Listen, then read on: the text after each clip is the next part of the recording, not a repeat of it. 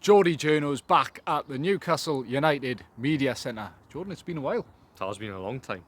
History, Newcastle United has changed since the last time we were here. Everything's changed. It's been some 2 weeks, busy 2 weeks, although Newcastle have been just basking in the glory of Carabao Cup success. But back to reality this week. Premier League grind gets back underway. 10 games to go, big 10 games. Can Newcastle, it's already a memorable season, can Newcastle make it even more memorable by securing Champions League football? That was sort of the topic of Eddie Howe's press conference this morning. We've been speaking to the Newcastle United manager, and what were your big takeaways, Jordan?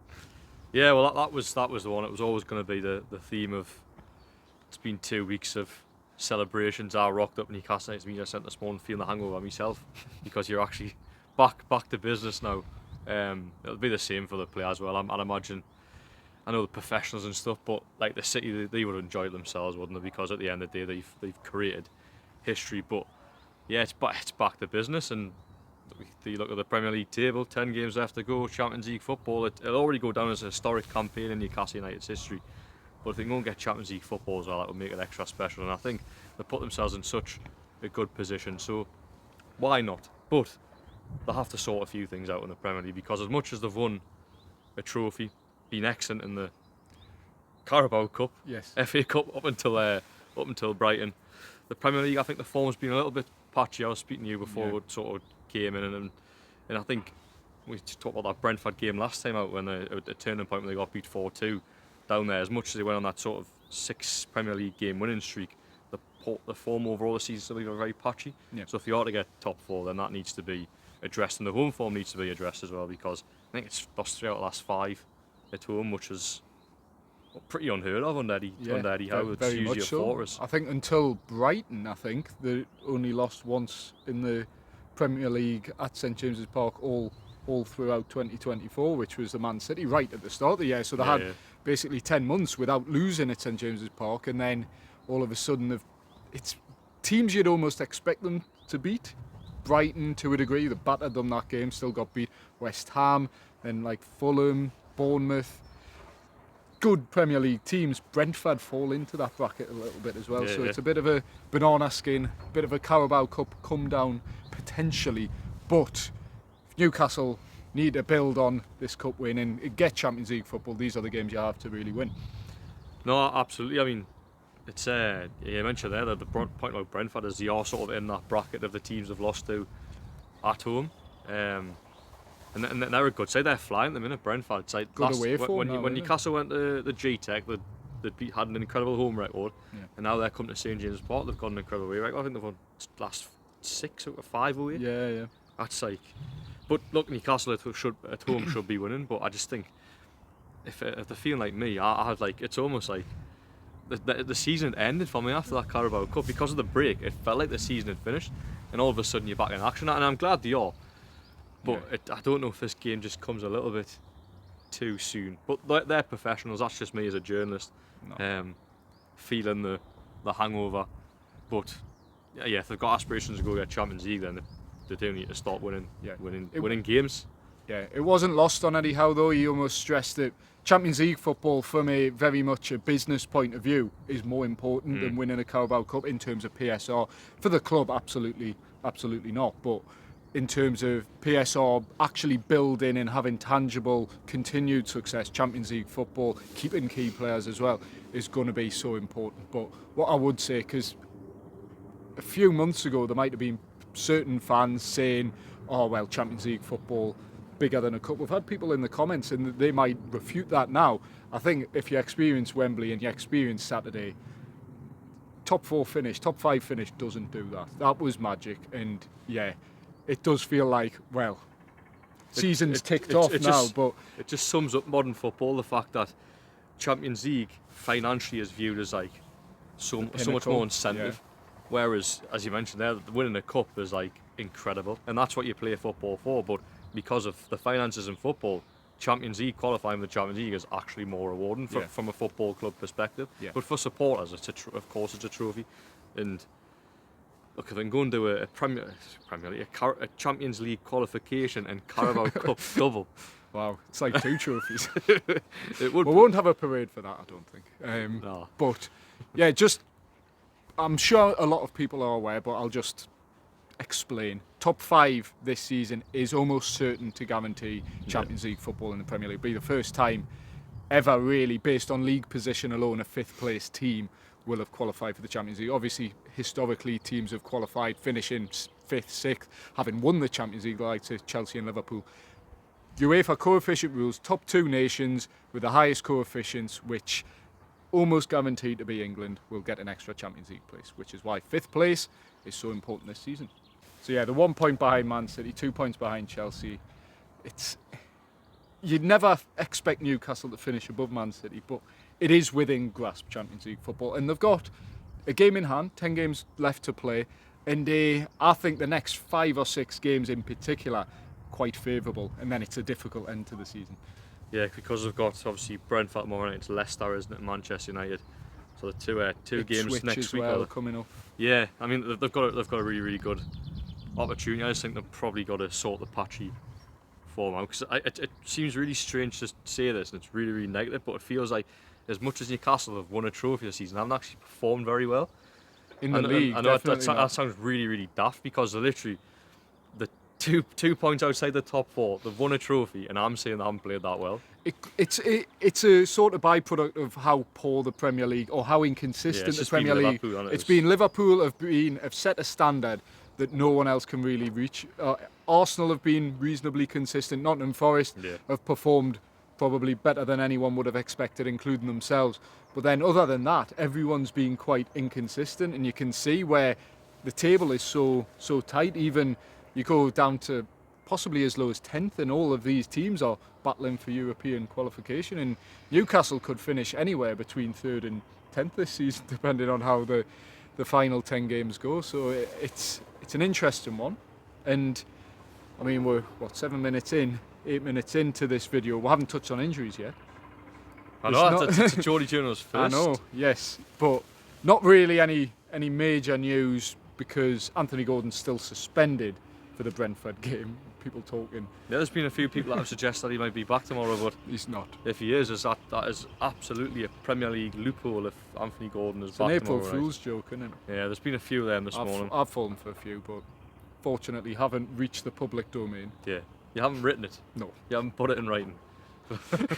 Thankfully not.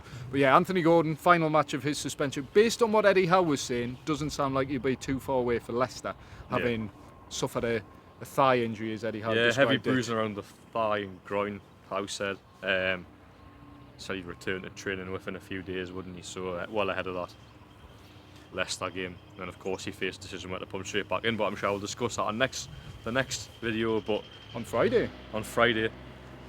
busy week. We've had 2 weeks. Oh no, we've had 2 weeks of barely, working hard, but in terms of videos, been few and far between. Yeah, it's been back in action. Been a strange time for the Geordie journalists, trying to bask in the glory of Newcastle's Carabao Cup win, as well as work. We've had holidays as well. We'll have a very big holiday with you actually. Prague, times 2 for you. It was, yeah. Well, we're going on a tangent. I spent most of my March in Prague when I did in England. You'll always associate Newcastle's Carabao Cup win with bookended by trips to Prague. Absolutely. What a sin. Anyway, yeah, Anthony Gordon closing in on a return. Sven Botman, encouraging with him, probably still about a month away by the sounds of it, Eddie Howe was saying, but minor surgery. Okay, you saw him maybe limping a little bit on Saturday. Just a bit. But generally speaking, would you expect him to be back before the end of the season? Jamal Lascelles, big question marks over him though. Yeah, it doesn't sound like he's going to return. Eddie Howe definitely cast out over a possible return towards before the end of the season. He's back in light training, hasn't trained fully yet. Or competitively. Yeah, they hope he can do that before the end of the season, but it sounds like, obviously with 10 games left, time is running out.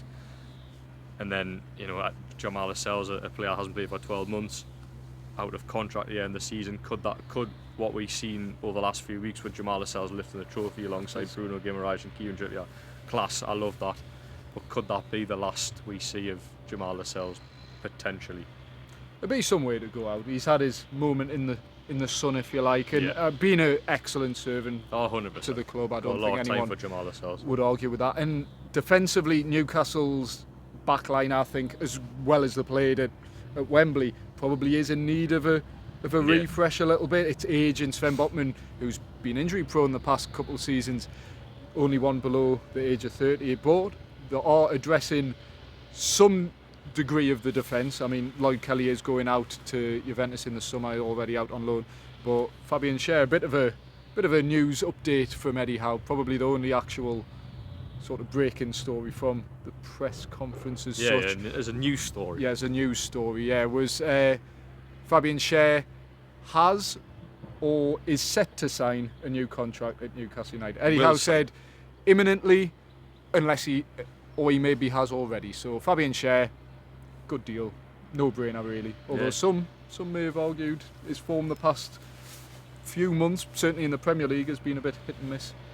I mean, Schar is probably one that would maybe drop down to sort of like a backup type role, because I think it's quite clear that, I mean, they chased the centre back for the majority of last summer and didn't get him, but I'd be surprised if they didn't go back in. Well, they definitely will go back in for another centre half, and it's that right side that they'll probably look at, depending on targets. But they're quite well stocked on the left hand side. Dan Burns, Sven Botman, once hopefully gets over his little niggling injury problems, because that's probably overlooked a little bit with Sven Botman, where it's obviously come back from such a long injury, you do expect sort of like mini setbacks and all that, but you just hope it doesn't turn into a player where he comes in and plays 2 or 3 games and he's out for another couple of weeks, because it can't happen when you pick up injuries like that. And if that is the case, then you have to go back and look for a left centre half. But I think, right, looking at the present now, where do Newcastle United strengthen in that defence, and it's the right side, and that's Fabian Schar's side. There's no backup to Fabian Schar. Jamal Lascelles is there's Kraft, injured but or out of contract. There's Emil Kraft, but he's not. He's sort of a tilty man. Yes. Right back, right centre half, fill in every so often. But in terms of a sustained period of games, you do. I think for that back line, so you need to add a little bit of pace to it, don't it? It's quite a slow back line, but I think given Fabian Schar a new deal was always going to be a no-brainer in my opinion. Very highly rated player by Eddie Howe, isn't he? You talk about incredible servants. He's been a really good, incredible servant as well in many regards, given the fact that they picked him up for absolute pennies. Fabian Schar to me is probably in my all-time Newcastle 11. I think for what he's achieved, his moments as well. He's a moments player. He's got those great goals he scored over the years. Played a key role in the Carabao Cup. That winner against Wimbledon, very important. Scored against Brentford in the quarter-final. He certainly played his part. Is he a legend? Fabian Schar's a legend, yeah. Or maybe not a statue legend, but he'll go down in history, as will the entire squad. But that's a video for another time. It is. We're fully in for that one. Yes. I was told off for referring to certain players as legends after a Carabao Cup win, but let me know. Are all the players legends, or is it just a select few? Let us know in the comments. But yeah, Brentford on Wednesday night, back at St James's Park, under the lights. Tough opponent, as we found out earlier in the season, but then a weakened Brentford side in the Carabao Cup just a week later brushed them aside. So yeah, what are you expecting this Wednesday? I'm just really excited to see Thomas Frank, because last time we seen Thomas Frank, it was that classy post-match press conference that he gave where he said, I hope Newcastle United win the Carabao Cup. Yes, I forgot about that. He's pretty much said, I'm sick. He didn't say this, but I'm going to paraphrase what he said. I'm sick of Arsenal, Manchester City, Chelsea, Liverpool win the Carabao Cup. He did say I want to see Newcastle United win the Carabao Cup. Thomas, we did it for you. We'll ask that question too. I think we should. But it takes us back to Thomas Frank. I really like him. I really like Thomas We've called Frank. it, well, not us, but Liam's called him out on the channel for calling out the ball boys after. He did, after, he's got like a little petty streak in him, but I like him. I think he's good. I think he's good value. So I'm not really looking forward to seeing Thomas Frank. I just want to get that in there. But Thomas Frank will bring a very good Brentford team to St James's Park, and they will be a very, very difficult opponent. They're flying high in terms of confidence with the away wins. Newcastle have been essentially celebrating for 2 weeks, but let's wait and see what happens. One of the questions asked to Eddie Howe, in addition to the Fabian Schar question, was you can go back historically, this Dubai trip that they go on in the March international break, almost consistently, they might get a bad result straight after it, but consistently they seem to have good ends to the season or have a good run after it. So it can have a galvanising impact. But in terms of the squad, the togetherness obviously massively highlighted on Saturday with the cup win as well. Do you change anything for Wednesday night in terms of the start lineup? You probably don't, do you? No. Anthony Gordon, he could come back. Yeah, honestly, there is a few people I think Anthony Gordon's back. I don't think he is. No, he's not. He's not. But yeah, he'd be the one change if he was fit and available. I think possibly. So. But I don't know. Bobby Bonds, yeah, certainly. I mean, the cup final team. I mean, played the game of their lives, all of them, didn't you? So you don't change it like. Yeah. A question I would have asked Eddie Howe if I had a third question was, he did suggest there was room for improvement on the Liverpool final. I was like, where do you improve? No, I've watched that game probably more than any Newcastle game I've ever watched. Probably almost as much as Eddie Howe has. I'm sure a lot of yous have as well. Other than maybe the final stoppage time, really, Bruno's little spin. Other than that, I thought it was a near perfect performance. No, you're right. In the context of it. Eddie Howe's ball. Yes. And Eddie Howe. To the untrained eye, it was perfect. But to Eddie Howe, who strives for perfection. He did. Well, that's the thing. I laughed at in his press comments where I didn't expect to see this because he got asked, when did you start watching the final and reviewing it? He said the next day. And he was like, that was long for him as well, because he's just straight after. Like, yeah. Look, I laugh about it. I think it's like great, but it just shows how like meticulous he is, isn't it? Like to go and do that. I mean, I suppose he's paid to do the job, but I just think that's incredible. Like, he just went and made history. You become the first manager in 56 years to win a trophy, and the next day he's watching the game back. Eddie, go and enjoy it, son. I'm sure he has enjoyed his celebrations. He enjoyed the night, and he enjoyed Saturday. Yeah, but I think whilst the players were training in Dubai, he said they had 3 intense sessions. Yeah, that's what he said. I believe him. Yes, but I don't begrudge the players that did go to Dubai and they did have a good drink. I would never begrudge them of that because they've earned it. But it's back to business now, and yeah, as I say, I was at the mindset that I would happily end the season now. But Champions League football is a massive incentive. The people in the boardroom, Darren Eales, Peter Silverstone, they'll not be happy if Newcastle go and essentially throw away the position they're in at the end of the season. There's a big financial incentive there because if they're going to qualify the Champions League, it goes back to PSR, finances, money spent on players. So different format as well from the last time they were in the Champions League. More games, more home games at St James's Park, more revenue. Yeah, and that will help in the transfer market. And sort of to end it before we're going to our ad break, I think something Eddie Howe was asked about, and he couldn't really comment on it, but the scenes on Saturday, you see the quoted 300,000 people in attendance, the line in the street, you get to see the scale, and this is just for winning a trophy. Like, if Newcastle actually won a league title, a Champions League, something like that, the incentive to come and be part of that, for any player in world football watching that would be huge, you'd think, though Eddie Howe couldn't really comment in terms of whether it would have any really major pull in the transfer window. But if you're a player watching that, of any sort of standing, you're going, God, Carabao Cup winning, these are the fans, these are the scenes, you want to be part of that. No, 100%. And if you're involved in that, you don't want to leave it either. Yeah, I mean, but I think the question was sort of asked with players like staying and stuff as well, and it was like, looks like Isak, who's constantly linked with a move away, which does my head in, by the way. Isak, Bruno to a lesser extent. Isak's the one at the minute where, honestly, straight after Newcastle won the Carabao Cup final, there's a certain radio station for the fortnight straight talking about Alexander Isak's future. Him on top of that bus, singing songs, thinking in the trophy. He's not a player that wants to leave, and I think people watching that, broadcasters across the world, I'd imagine, potential players coming in, that to come here and essentially be a legend. Come here and be a legend. Be a history maker, because you don't. What the scenes we've seen on Saturday, you don't get that at many other football clubs in the country. I would say probably Liverpool could do that. Yeah. And then I can't think of the top of my head. Newcastle is, because one city, Leeds maybe, because it's one city football club. Like the streets were rammed. That was that was a celebration in Newcastle. That wasn't just Newcastle fans. That was people who live in Newcastle. And beyond, yeah. Anyone who's connected with the club in any way, whether it's from North Tyneside, Northumberland, County Durham. Just, it was a coming together. Geordie Carnival, bit of celebration, absolutely brilliant. And we haven't actually had a chance to really reflect on the day, because as I we uploaded the video of the presentation just as a raw video, but the internet or everything, we were too busy to actually sit back and just reflect on the day, which was a really special day. And Really I think was. people, the type of people, the sort of fun police who are like, it's only a Carabao Cup, what are you doing? Get a grip, man. Oh no. Get a grip. But honestly, I've seen posts from other supporters and whatever. It's just all for bites, isn't it? Like, how can you begrudge a football club in a city that's been starved of success to celebrate winning a bloody trophy? I've seen that. I'm not going to even give that any.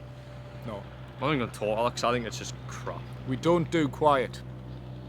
Hashtag. Hashtag we don't do quiet. But it was just a proper special day. It's just so, like, we're biased. We live in the city. You know, we followed Newcastle all our lives, but it just sums up what a special football club, what a special city we live in. That there isn't any other football or many other football clubs and cities that can do that, and it was a proper day of celebration. The bus parade was a hell of a scene. I'm so glad that got on. Yeah, that was incredible, because I'd seen the start of the route. I started off at St James's Park before the bus had left, and I kept walking all the way along the bus route, and it was just, I think even Eddie Howe mentioned it, you expected sort of like tail off, where supporters like just never did. It never did. It was constant, and that, for me, that was just a beautiful sight. And I've seen, you know, highlights back from the day. Actually only got time to watch it back yesterday, and it's tears to the eye stuff, because it isn't just about your football club, it's about your city as well. And that was one where everyone was united for one cause. Brilliant scenes. And on that note, here's a word from our esteemed sponsors at the Geordie Journals. Comply IT Limited. Worrying about disposing of your old IT equipment? Don't be. Comply IT handle everything. Secure collection, detailed tracking, and certified data destruction. That's Comply IT Limited. We've also got Mitigate. Mitigate enhances workplace mental health, helping businesses stay compliant, reduce absences, and unlock higher productivity, creating healthier, happier teams. And of course, our OG sponsors, Four Rivers Financial Planning. Four Rivers Financial Planning offer holistic financial advice for all stages of life, ensuring your plan remains robust and adaptable in the ever-changing world we live in. So yeah, those were our three sponsors. Check out the links in the description below. But yeah, we'll be back as a trio. Yes. On Wednesday night at St James's Park. It'll be the first time we're back as a three, well, since we were at St James's Park just over a week ago, reflecting on the Carabao Cup final. So, I forgot about that video. Yeah. No, honestly, the last 2 weeks have been a proper days for me.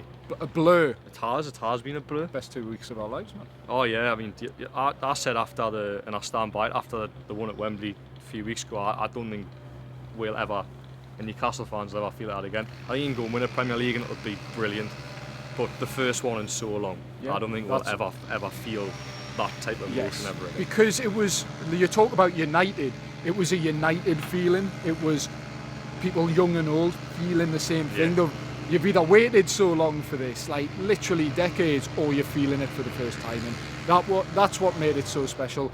Anything else from here, you can go on to win Champions League, Premier League, multiple FA Cups, whatever, and it will be absolutely special. The celebrations will be great, but it will never quite feel the same way, and I think that's something that wasn't lost on anyone. And 100%. Yes, everyone made the most of it. So yeah, we'll be back at St James's Park reflecting on what will hopefully be not a Carabao Cup hangover, and a nice win for Newcastle United at St James's Park against Brentford.